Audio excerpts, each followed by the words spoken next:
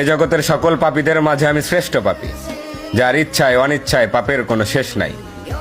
জেনা থেকে শুরু করে কবিরা অবধি সকল পাপ যেন আমার চেনা সঙ্গী।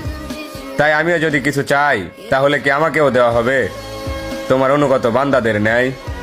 কেননা আমি শুনেছি তুমি রহমান, তুমি রহিম, তুমি এমন এক আল্লাহ যার কাছে চাওয়ার মতো চাইলে নাকি ফিরিয়ে দিতে লজ্জা পাও বান্দার হাত। তাই এবার আমিও তোমার চরণে উৎসর্গ করে দিলাম আমার শান্তির ঘুমের নিশিরাত। অতঃপর তুমি নাকি এই নিশিরাতেই বলো, বান্দা কার কি লাগবে চেয়ে নাও। আর এবার আমি তোমায় বলছি মালিক, তুমি আমায় দুঃখ দাও।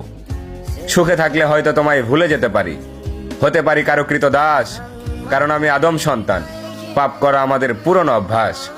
অতঃপর ইয়া রহমান, সব ভুলের ক্ষমাস্বরূপ হয়তো মরিয়ম ইবনে ঈসার মতো আমাকে উঠিয়ে নাও, নয়তো ওমর ইবনে খাত্তাবের মতো খাঁটি হেদায়েত দিয়ে দাও।